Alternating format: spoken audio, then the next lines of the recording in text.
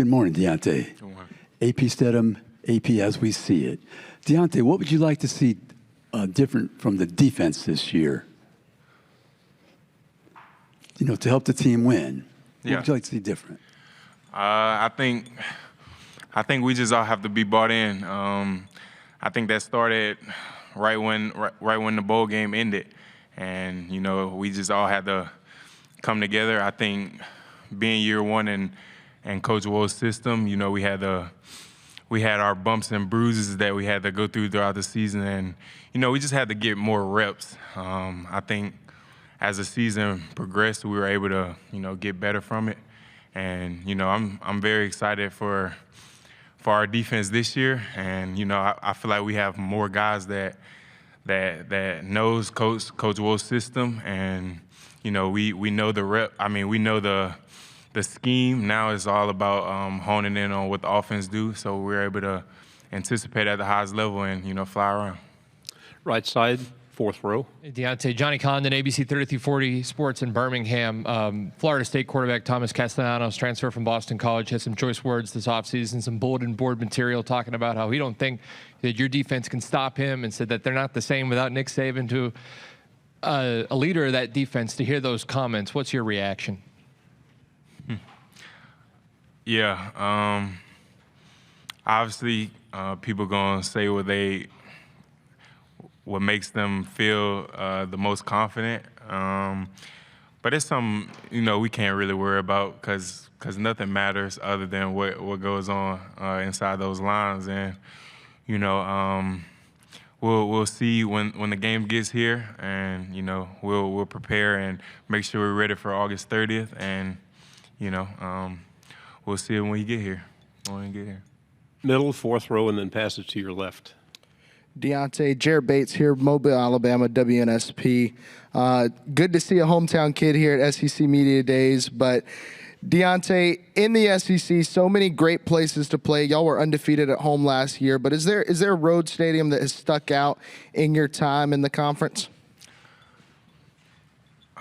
Man, to be honest with you, I think every road SEC game is tough because I think I played pretty much everywhere in the SEC. I'll go to Georgia this year, but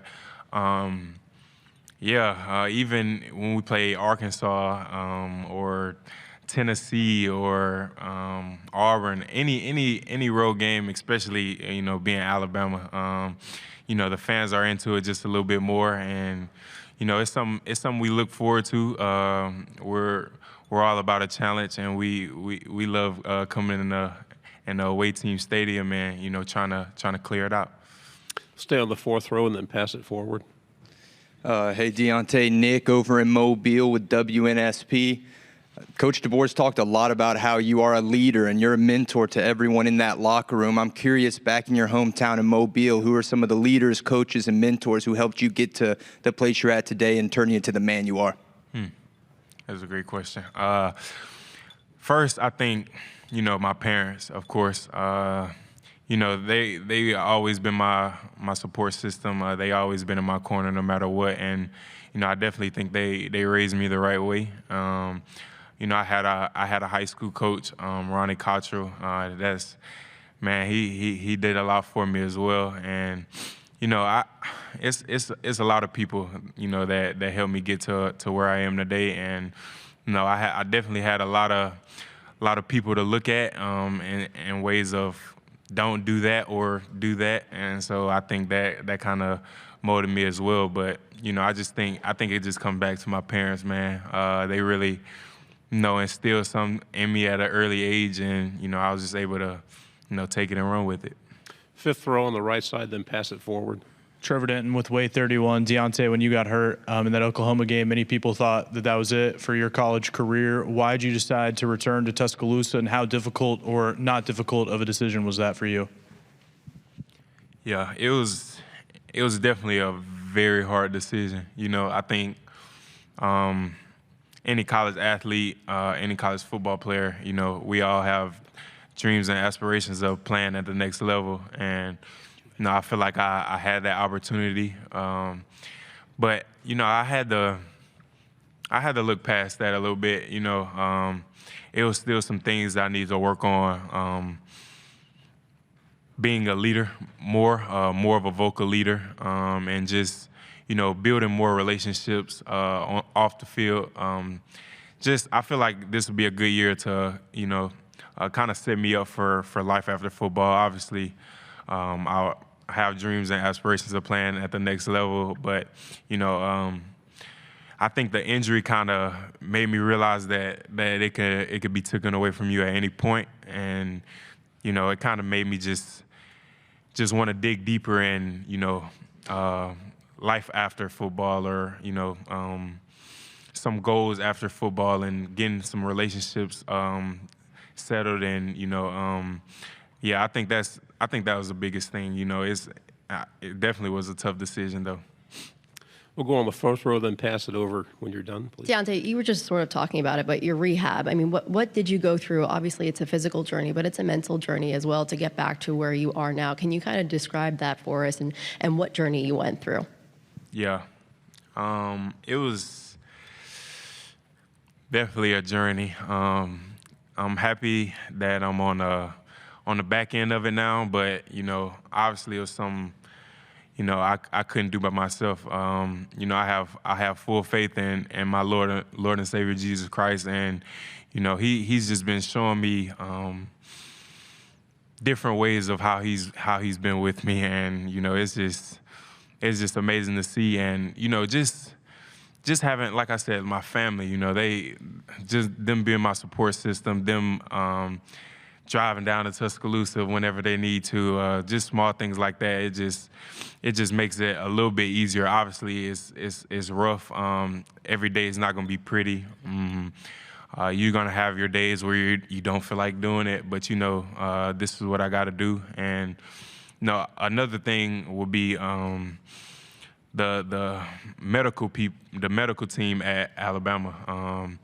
Jeremy Giselle, he's my guy, to be honest. I've been with him for the past 8 months, and every day, and we've been getting after it.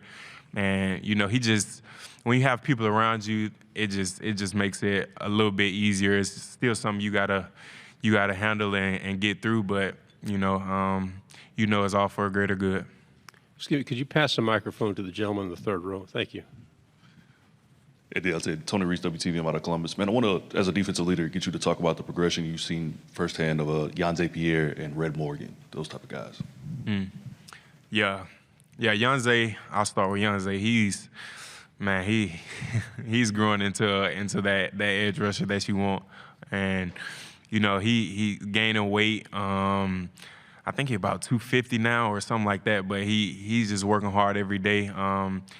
I think he's establishing himself a role, and that's always good, because I feel like once you find that role, you just attack it full steam, and you're ready to go. And then Red Morgan, man, moved the corner.